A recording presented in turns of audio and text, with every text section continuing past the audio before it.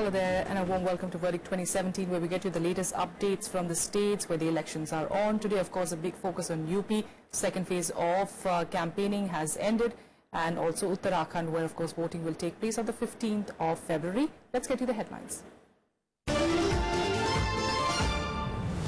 Campaigning ends for phase 2 of the UP Assembly polls with series of political rallies by all parties. 67 Assembly constituencies in 11 districts to vote on Wednesday.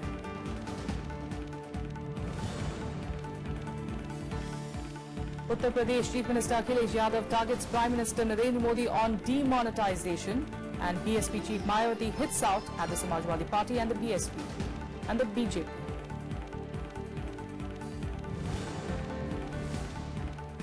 And Prime Minister Narendra Modi and Congress Vice President Rahul Gandhi hold political rallies in Lakhimpur Kheri.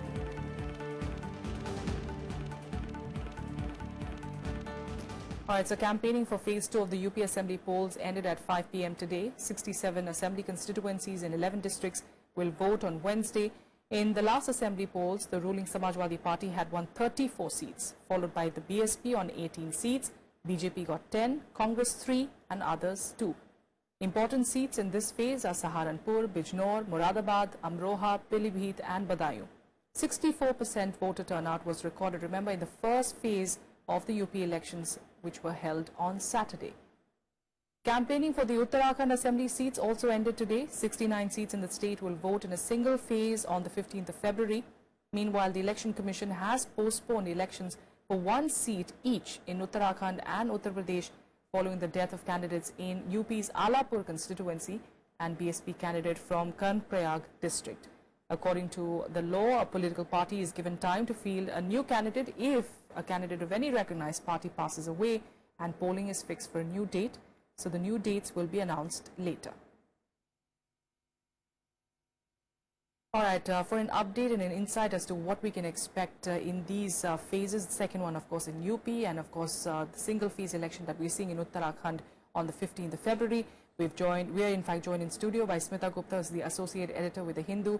Ms. Gupta, thanks so much for being here with us. First of all, let's talk about UP. We do understand the first phase was extremely crucial, and we did see a pretty decent turnout of 64%, good in terms of UP, at least, especially that particular area. But what do we expect in the second phase? Why is it significant? The second phase in the UP elections is also largely in western UP and in the area that is called Rohilkhand.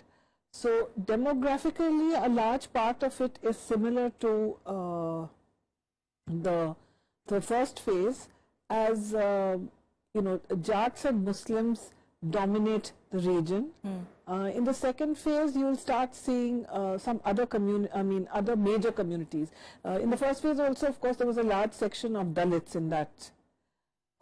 Thus far, in my travels in western Uttar Pradesh, the most significant thing I think that you notice is that there is no wave this time in favor of any political party, unlike in 2014 in the Lok Sabha elections, when there was a clear, wave in favor of Prime Minister Modi and the BJP. This time, issues are much more localized, and in this region particularly, it has become a four-cornered contest with the SP Congress alliance, the BJP, the BSP, and a late revival of the Rashtriya Lok Dal. Because as we have seen over the last week, the Jats who had voted solidly for the BJP in 2014 are a bit disenchanted with the BJP because of a variety of reasons. One was the riots in Haryana, where they had demanded reservation that has not come. Sugarcane prices have not gone up. Demonetization has affected many of the sugarcane farmers. So there are a whole host of issues on which they feel rather let down. And of course, there's the issue of Jat pride in Charan Singh, who was a Prime Minister of this country. They are particularly annoyed that senior BJP leaders have not mentioned him in their speeches. As a response to this, last week we saw that the government announced something called the Charan Singh Kalyan Kosh. That was a last minute bit to appease the Jats. There were two meetings held, one by Mr. Amit Shah, the BJP president in Delhi, of prominent Jat leaders on Tuesday, the following day in Meerut by MOA Sanjeev Balyan.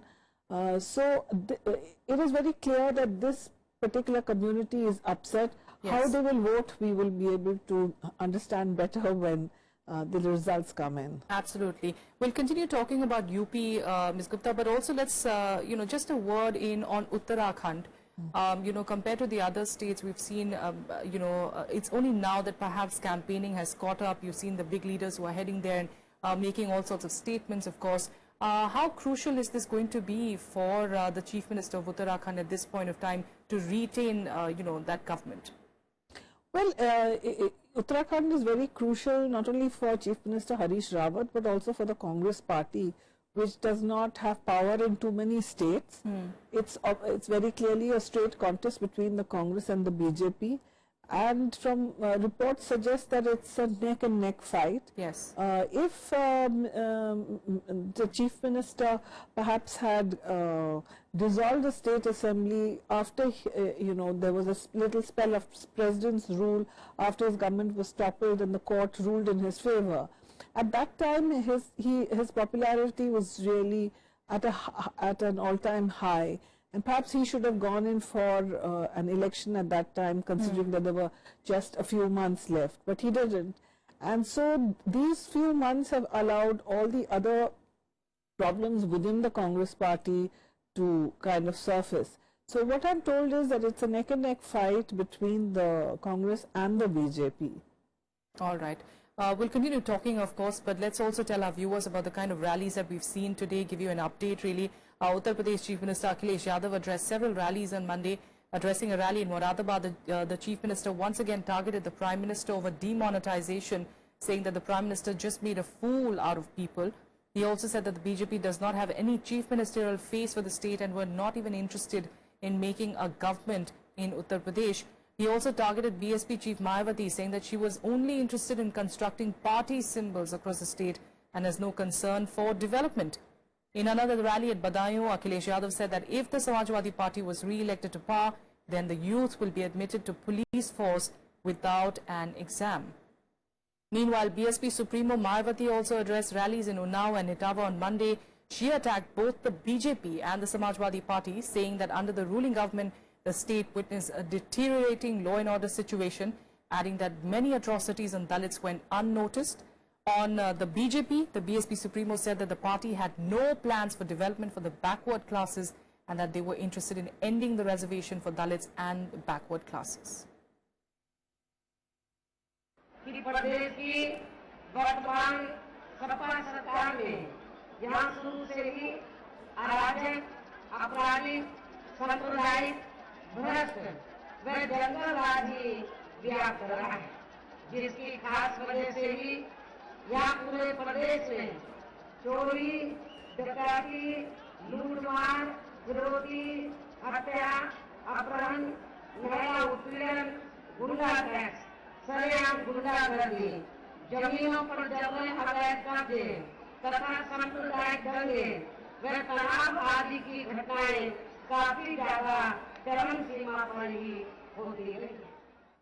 Well, many more political bigwigs were in Uttar Pradesh on Monday as they tried their best to woo voters before the second phase of polls which take place on Wednesday. Prime Minister Modi was in Lakhimpur Kheri district addressing voters there.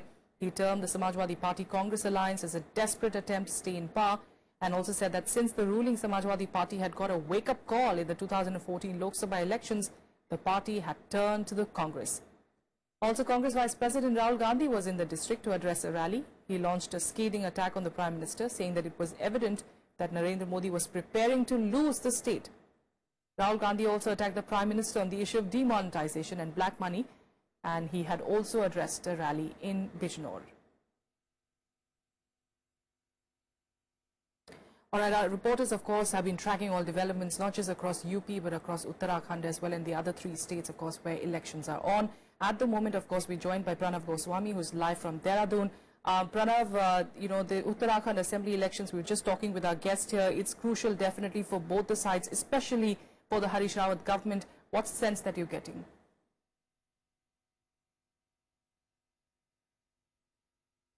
Yeah, you are absolutely right. Uttarakhand is having very interesting political equation. We all know that around 3 years back, Congress saw a major revolt when then Chief Minister Vijay Bahuguna was removed from Chief Minister position by party high command, and then he went openly against Congress, and he joined hands with BJP. So Congress is seriously facing some problems as far as the Harish Rawat's present government is concerned. Obviously, they are facing anti-incumbency factor also.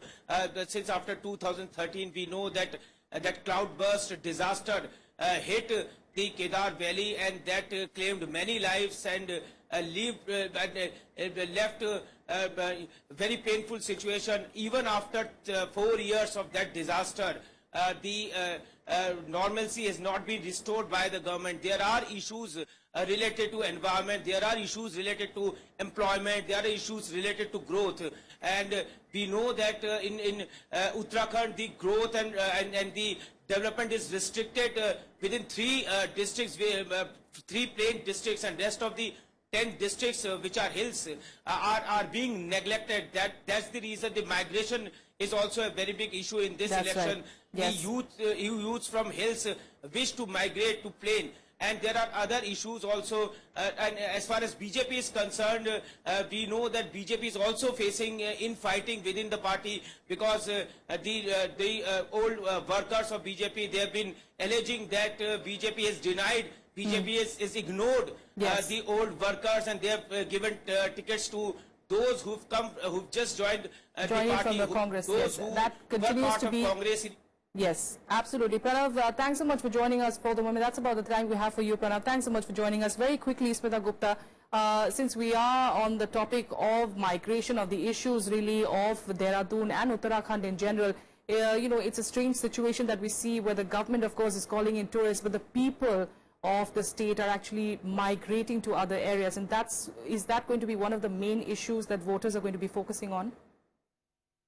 It could be one of the main issues, especially as, you know, the ironic thing is that when the state of Uttarakhand was created, it was created also because of the backwardness of the hill regions, and there was a sense among the people there that they were being neglected at the cost of people who live in the plains. It is rather tragic that after 15 years of, I think it's about 15 years since the state was created, that issue has not been addressed by any of the governments that have been in power there. And as your reporter said, that it will become an issue, hills versus plains. And I think probably that is what might, probably what is affecting the Congress right now. Because as I understand, that there is, from what I've heard from people who have reported there, I have not gone there myself, is that while the BJP is a divided house in the state, there is a greater sort of pull from the voters for the BJP, and in the Congress it's just the opposite. Harish Rawat is pretty strong as in control of the party, but he's not getting that much traction on the ground. So possibly this is an old reason, and since it's not been addressed properly, it was also probably exacerbated by the disaster that your reporter referred to. Rehabilitation work has been done, but probably not, you know, as much as at people the pace had that they would expected. have liked. Yes. All right, we'll leave it there for now. Smita Gupta, thanks so much for joining us, as always, giving us an insight really into the elections and what we can expect in the coming phases, of course, of the elections. Meanwhile, here's a look at the other election-related developments in Polpuri. The Indo-Nepal border points in Nepal's Kanchanpur district will remain closed due to assembly elections in Uttar Pradesh and Uttarakhand to avert any untoward incident during the polls. The second phase of UP assembly elections will be held on the 15th of February, and the assembly polls in Uttarakhand will also be held on the same day. The Election Commission today took cognizance of reports on conduct of exit polls by an organization and its publication by a daily, saying it is in violation of the poll laws as assembly polls are still on. A commission spokesperson said that the report has been sought from the Chief Electoral Officer of UP on the issue. Using powers under the Representation of the People's Act, the poll panel has banned exit polls to ensure that its results do not influence voters. Elections to Alapur constituency in UP has been postponed following the death of Samajwadi Party candidate Chandrasekhar Kanojia. Kanojia passed away after suffering a heart attack during election campaigning in Ambedkar Nagar. The polls were to be held on the 27th of February. The new date will be announced later. With a quick break here, up next some special reports from Uttarakhand.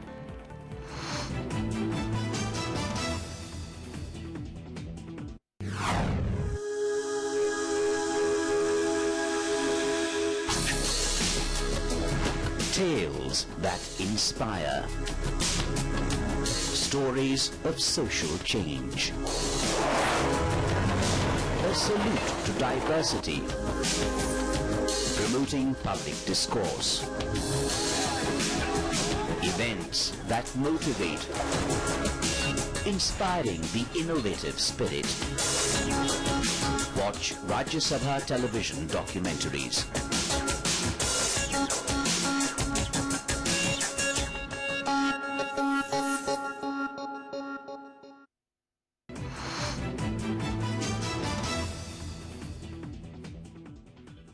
Welcome back. Now, migration is a big issue in the hilly regions of Uttarakhand, with many districts reporting a fall in the local population as scores move out of the state looking for better opportunities.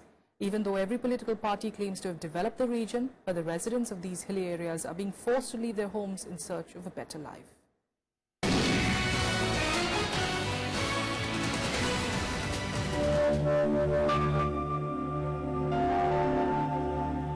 Nestling in the hills, Almora's Tekulti village is witnessing an increase in political activity these days.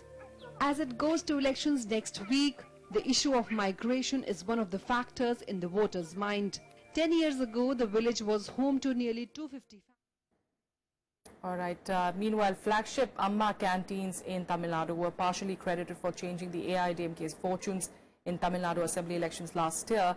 And similar to Amma canteens, initiatives Indira Amma canteens were launched by the Chief Minister Harish Rawat in Uttarakhand in 2015. Our correspondent Navikram visited one such canteen in the state to look at the scheme which could perhaps aid the Congress's fortune in the hill state. On former Prime Minister Indira Gandhi's 98th birth anniversary in November 2015, the Uttarakhand government launched the state government-run eateries Indira Amma canteens. The canteens serve local food including staple dal, rice and rotis for ₹20 per plate.